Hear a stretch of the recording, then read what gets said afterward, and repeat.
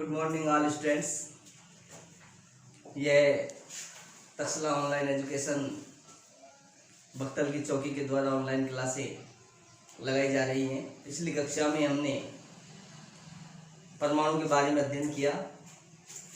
हम पढ़ रहे हैं कक्षा 9 अध्याय 3 और पाठ का नाम था परमाणु एवं अणु। विषय विज्ञान। कल कक्षा में बच्चों ध्यान से सुने, हमने परमाणु के बारे में, परमाणु सिद्धांत के बारे में अध्ययन किया। याद करिए, मैंने कल बताया था परमाणु सिद्धांत से मतलब है कि सभी पदार्थ छोटे छोटे कणों से मिलकर बने होते हैं और सबसे छोटा कण परमाणु कहलाता है। परमाणु अविभाज्य कण है, मैंने ऐसा कल बताया था। जिन्होंने मेरी कल की वीडियो नहीं देखी है वो कल वाली वीडियो देखें, आपको डिटेल में जानकारी मिलेगी। एक ही पदार्थ के परमाणु सभी द्रव्यमान और संरचना में समान होते हैं, जबकि अलग अलग पदार्थों के परमाणु द्रव्यमान और संरचना में बिल्कुल अलग अलग होते हैं। तो ये परमाणु सिद्धांत हमने कल पढ़ा। आज हम पढ़ते हैं परमाणु के बारे में और ज़्यादा अध्ययन। तो पहला बिंदु है परमाणु। तो ये हम पहले कल भी बता भी चुके हैं। सभी पदार्थ छोटे छोटे कणों से मिलकर बने होते हैं। सभी पदार्थ छोटे छोटे कणों से मिलकर बने होते हैं और जो सबसे छोटा अविभाज्य कण उसे कहते हैं परमाणु। ये इसकी परिभाषा हो जाएगी। पदार्थ का सबसे छोटा कण जो अविभाज्य रहता हो उसे परमाणु कहते हैं। अब हम परमाणु के आकार के बारे में अध्ययन करें।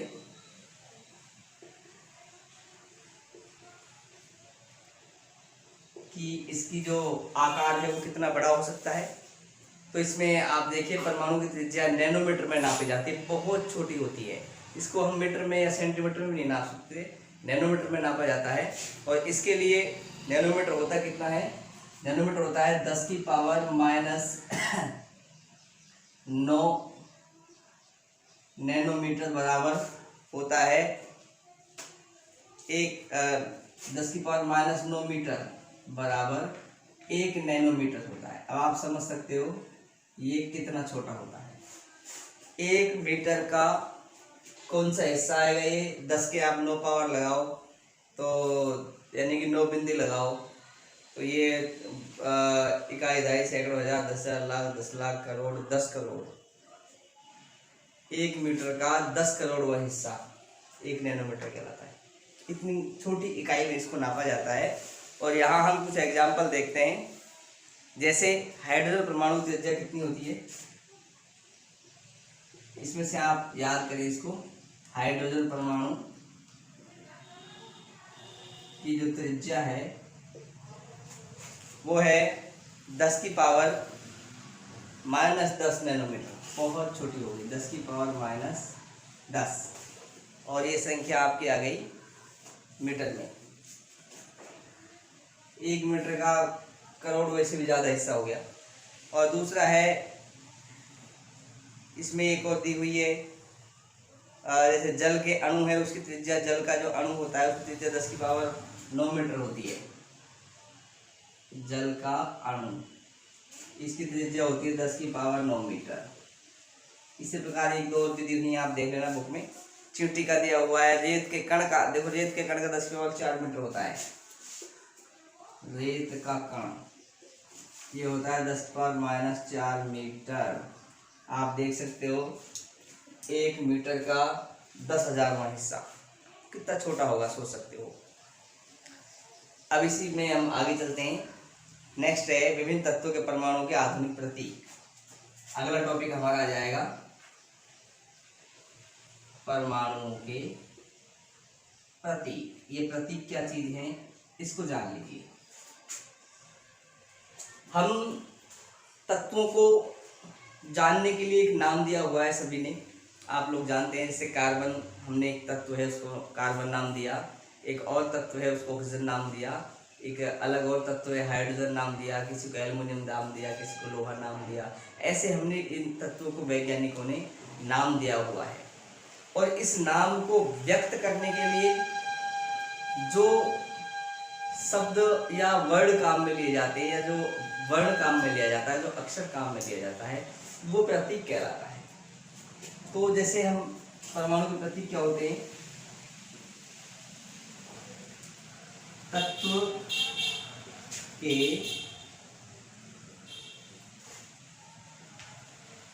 अंग्रेजी नामों का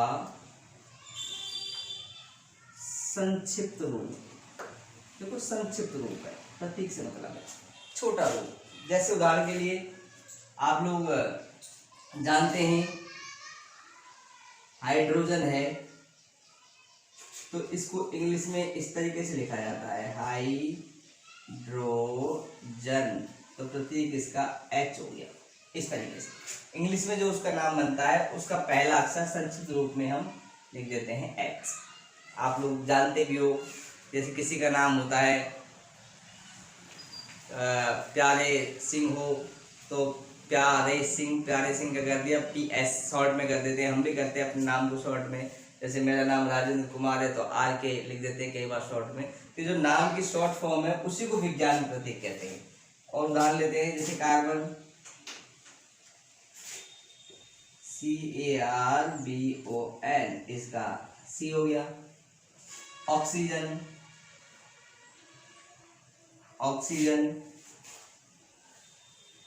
OXYGEN O हो गया। तो यहाँ हमने इनका पहला अक्षर लिया है इस तरीके से। अब हम यहाँ विस्तार से देखते हैं तत्वों के जो प्रतीक है वो किस तरीके से उनका नाम रखा जाता है। आगे चलते हैं। तत्वों का नाम रखने की जो वैज्ञानिकों की विधि है, जो पूरे वर्ल्ड में मान्य होती है, उस पद्धति का नाम IUPAC पद्धति है। तत्वों का नाम रखने की पद्धति, तत्वों के नामकरण की जो पद्धति है, जो पूरे विश्व में मानी जाती है, पूरे विश्व में मान्य है, उसका नाम है IUPAC पद्धति। इसका नाम पूरा देखें हम, I से बनता है international,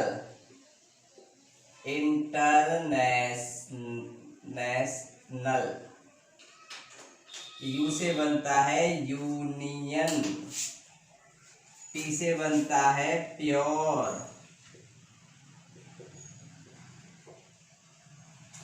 international union pure. A से बनता है अप्लाइड, और C से बनता है chemistry. International union pure and applied chemistry. International union, यहाँ एक शब्द और है of, international union of pure and applied chemistry, ये है इसका पूरा नाम, IUPAC पद्धति। तो इस पद्धति के द्वारा नाम कैसे देखते हैं, तो देखते हैं हम यहाँ नामकरण पढ़ते हैं। इनका नामकरण, तत्वों का नामकरण किस तरीके से रखा जाता है। इसके मुख्य रूप से 3 नियम है, वो में हम बात करते हैं। तत्वों के नामकरण के 3 नियम हैं, वो आपको देखने हैं। पहला नियम, 3 नियम आप लोग इनको याद करेंगे, तीनों नियमों को। पहला नियम ये कहता है कि जो तत्व का नाम है, तत्व का नाम उसके अंग्रेजी नाम के प्रथम अक्षर से लिखा जाता है। पहला नियम, अंग्रेजी नाम के प्रथम अक्षर से। एग्जाम्पल देख लीजिएगा, मैंने करा में दिए हैं। जैसे फिर से बता देता हूं मैं, हाइड्रोजन, इसका पहला अक्षर एच आता है इंग्लिश में हाइड्रोजन। कार्बन, इसका पहला सी आता है। फ्लोरीन, इसका पहला एफ आता है। इस तरीके से नाम रखते हैं, प्रतीक रखते हैं इनका। दूसरा नियम कहता है तत्व का नाम दो अक्षरों से रखा जाता है। ध्यान दीजिएगा, दो अक्षरों से उसके नाम रखते हैं, जिसमें पहला अक्षर आप बड़ा लिखोगे, दूसरा छोटा लिखोगे। पहला बड़ा, जैसे क्रोमियम की बात करते हैं हम, क्रोमियम। अब इसमें पहला अक्षर सी होना चाहिए, जबकि सी कार्बन का है तो क्रोमियम का सी नहीं हो सकता, इसीलिए इसमें दो अक्षर लेते हैं, सी आर, क्रोमियम। पहला अक्षर बड़ा लिखते हैं, दूसरा छोटा लिखते हैं, क्रोमियम। ऐसे ही एल्युमिनियम, एल्यूमिनियम, इसका लिखते हैं ए बड़ा एल छोटा, एल्यूमिनियम। दो अक्षरों से लिखते हैं, पहले एक अक्षर से नाम, फिर दो से। और अब आता है तीसरा नियम, आता है इसका।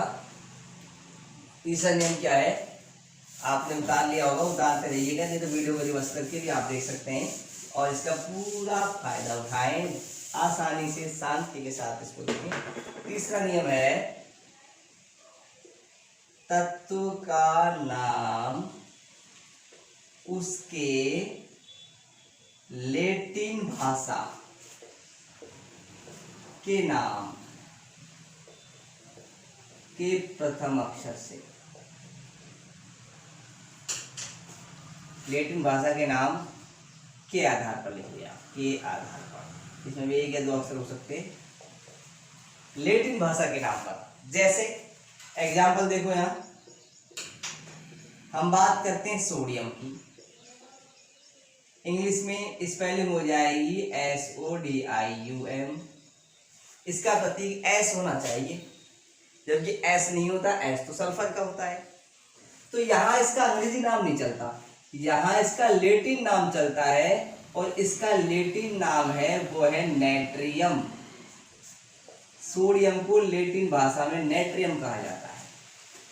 ये लैटिन भाषा का नाम है, लैटिन भाषा में। लैटिन भाषा में सोडियम को नेट्रियम कहा जाता है, और इसीलिए फिर इसका प्रतीक बना दिया Na। नेट्रियम से Na बना। इसी प्रकार से हम बात करते हैं सिल्वर।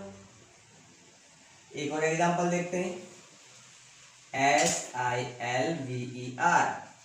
अब इस सिल्वर का या तो S होना चाहिए या SI होना चाहिए। S तो सल्फर का होता है, नहीं ये भी नहीं हो सकता। SI सिलिकॉन का होता है, ये भी नहीं हो सकता। तो यहां भी दिक्कत है। तो यहां भी इसका जो लैटिन भाषा का नाम है वो है अर्जेंटम। लैटिन भाषा में सिल्वर को, चांदी को अर्जेंटम कहते हैं। तो इसका यहाँ प्रतीक बना दिया AG, अर्जेंटम में से लिया A। नेक्स्ट टॉपिक अपना आता है परमाणु द्रव्यमान। देखते हैं क्या है परमाणु द्रव्यमान।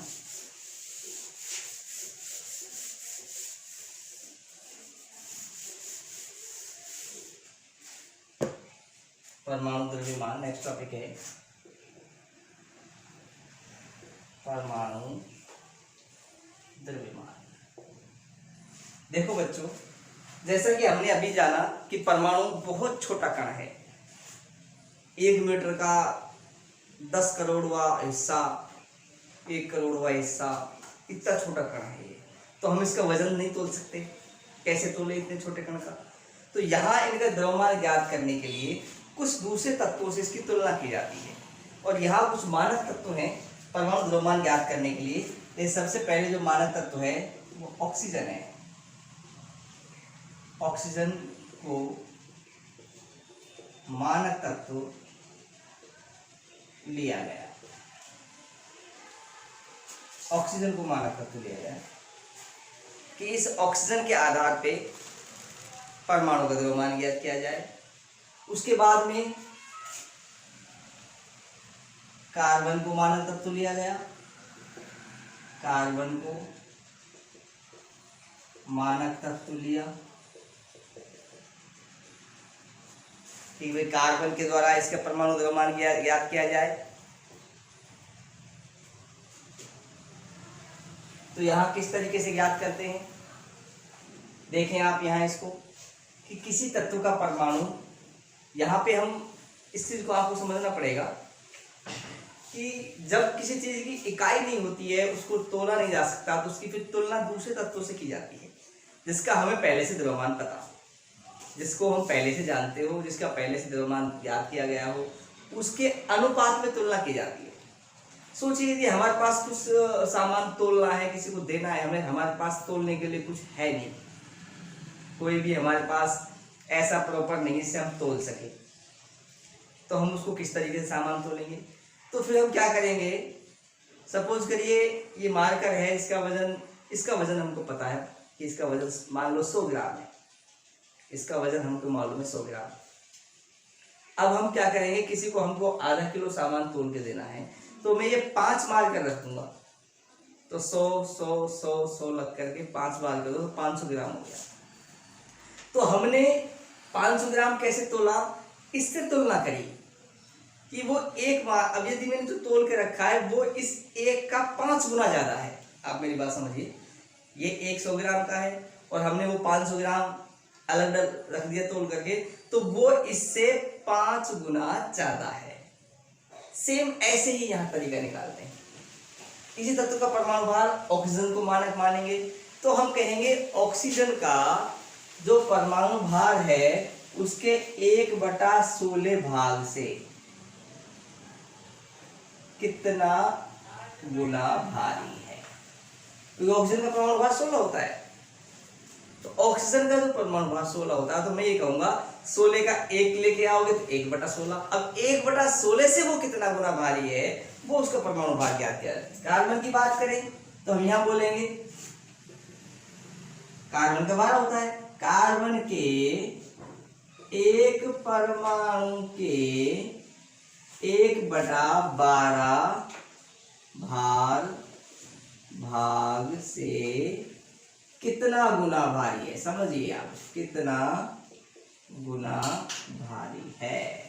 तो इस तरीके से हम किस तत्व का परमाणु द्रव्यमान निकालते हैं कि उसका एक परमाणु कार्बन से या ऑक्सीजन से या फिर हाइड्रोजन के एक परमाणु से कितना गुना भारी है।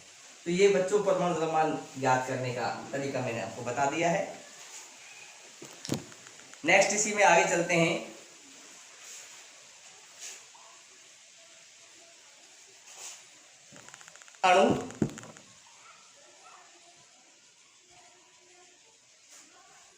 अणु क्या होते हैं, देखिए परमाणु के मिलने से अणु बनते हैं। तो यहां मैं लिखूंगा 2 या 2 से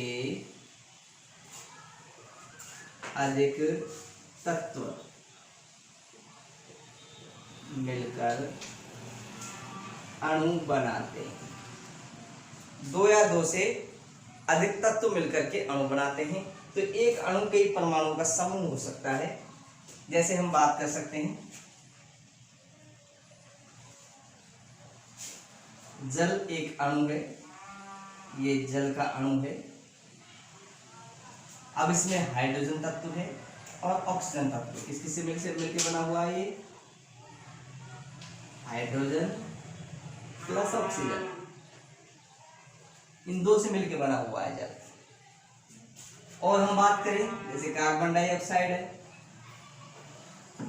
ये एक अणु है, ये किस से मिलकर बना हुआ है, कार्बन प्लस ऑक्सीजन। तो आप देख सकते हैं कि अणु जो बनता है वो 2 या 2 से अधिक तत्वों के मिलने से बनता है। उनके अंदर आपस में रासायनिक बंधन होता है, तो ये आपका अणु होता है। और अब हम यहाँ नेक्स्ट वीडियो में पढ़ेंगे तत्व के कुछ अणु। तो आज इतना ही। लाइक करें, सब्सक्राइब करें और ध्यान से प्रत्येक क्लास को पढ़ें। किसी भी प्रॉब्लम के लिए आप हमसे कमेंट करके पूछ सकते हैं। धन्यवाद, थैंक यू।